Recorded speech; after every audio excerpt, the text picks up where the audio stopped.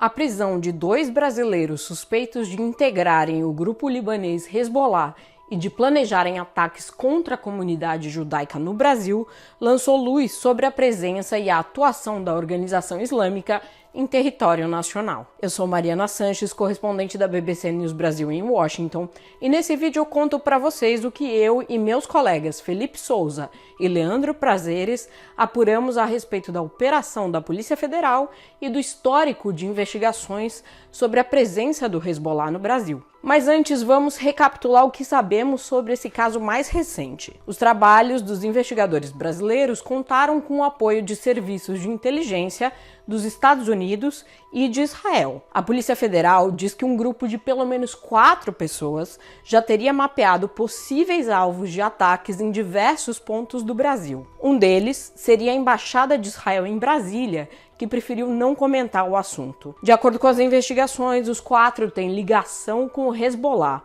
2 estão presos e outros 2 foram incluídos na lista de procurados pela Interpol. O caso chama atenção pela possível conexão com o atual conflito entre Israel e o grupo palestino Hamas. No último dia 7 de outubro, o Hamas promoveu ataques brutais que mataram cerca de 1.400 pessoas em solo israelense.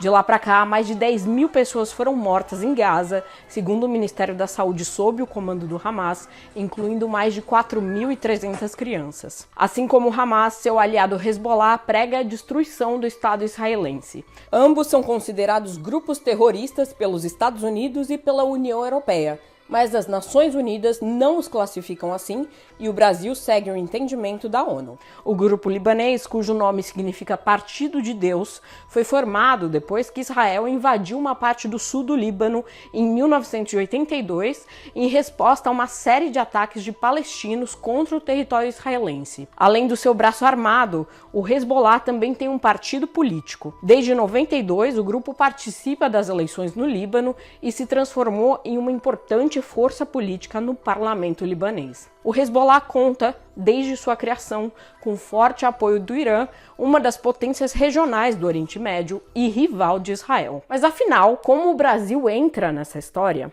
Na década de 80, enquanto o Líbano mergulhava em uma guerra civil, o Brasil se tornou um destino de imigrantes libaneses. Segundo Jorge Lasmar, professor de Relações Internacionais na PUC de Minas Gerais, nesse contexto, membros do grupo Hezbollah começaram a participar de atividades religiosas, educacionais e comerciais, principalmente entre os xiitas, outra importante corrente do islamismo ao lado dos sunitas. Alguns deles, segundo Lasmar, se tornaram líderes locais, principalmente na região da tríplice fronteira entre Brasil, Argentina e Paraguai. O professor diz que o braço armado do grupo libanês adotou um perfil mais discreto na América do Sul nos últimos anos, com uma presença concentrada em atividades criminosas. O foco estaria em tráfico de drogas, tráfico humano, contrabando e lavagem de dinheiro. A América Latina teria sido uma das saídas encontradas pelo Hezbollah para buscar financiamento para o braço armado após as dificuldades financeiras decorrentes das sanções impostas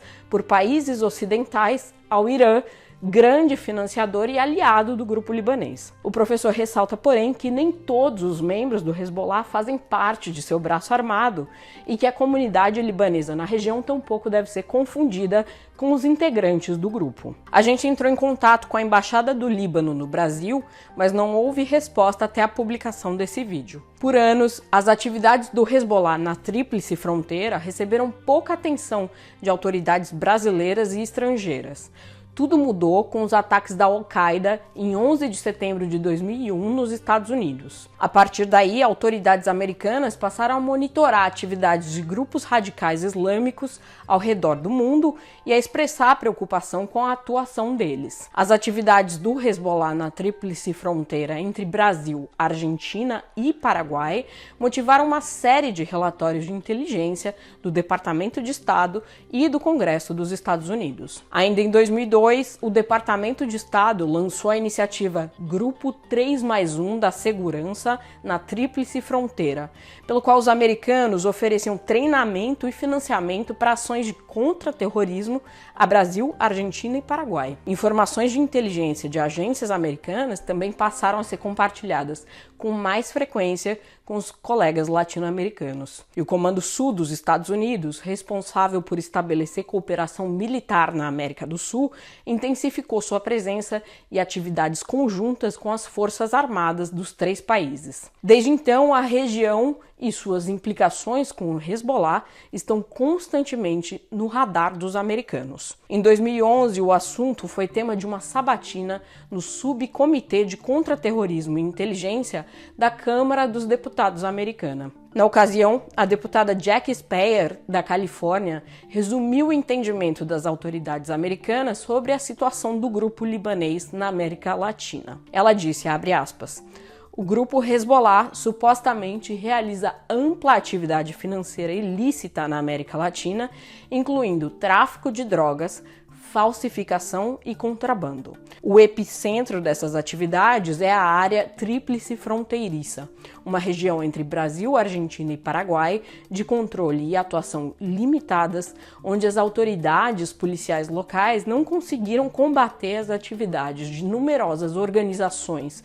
terroristas e criminosas. Da perspectiva americana, a preocupação com o Hezbollah vinha do fato de que o grupo era o responsável pelos mais mortíferos assaltos a alvos americanos até os eventos do 11 de setembro. Autoridades argentinas também atribuem ao braço militar do Hezbollah dois dos maiores atentados ocorridos em território sul-americano: os ataques à bomba contra a Embaixada de Israel em Buenos Aires, em 92, e a Associação Mútua Argentina-Israelense, AMIA, em 94, que resultaram em mais de 100 mortos no total. Nos dois casos, a organização dos atos teria sido realizada justamente na Tríplice Fronteira, segundo disse a diretora executiva do Comitê Interamericano de Combate ao Terrorismo da Organização dos Estados Americanos, a OEA, Alison Trappel, em 2019, por ocasião dos 25 anos do atentado à AMIA. Ela diz, a área tríplice fronteiriça é há muito considerada um centro de atividades criminosas, tráfico de armas e de drogas, contrabando de mercadorias, documentos e moedas falsificados, lavagem de dinheiro e a circulação de mercadorias piratas.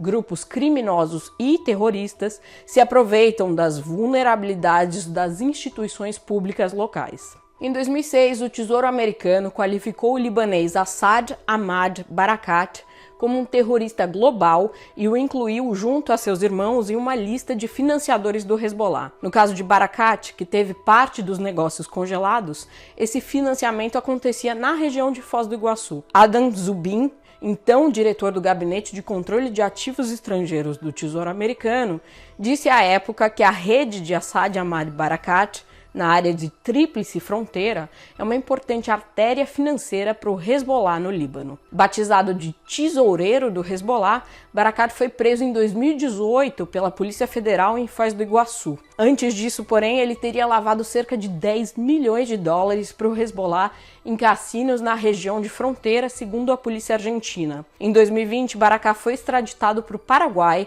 onde seria julgado por falsidade ideológica. O libanês sempre negou as acusações. Em entrevista ao jornal Folha de São Paulo em 2002, ele disse que havia um complô econômico contra ele e que um rival comercial forjou as acusações por vingança. O Tesouro americano também impôs sanções nos anos 2000 a Farouk Omairi, um libanês naturalizado brasileiro, a quem o departamento identificou como um coordenador dos integrantes do Hezbollah na região e uma figura-chave na aquisição de documentação falsa brasileira e paraguaia na Tríplice Fronteira. Em junho último, o juiz federal argentino Daniel Rafecas pediu que a Interpol buscasse Omairi junto com outros 3 alvos de origem libanesa para que fossem detidos e explicassem a sua atuação no ataque à Associação Mútua Argentina-Israelense. Em sua decisão, o juiz disse que, sobre esses indivíduos, há suspeitas bem fundamentadas de que eles são colaboradores ou agentes operacionais do braço armado do Hezbollah. A BBC News Brasil questionou o Departamento de Estado e a Embaixada dos Estados Unidos no Brasil sobre o assunto.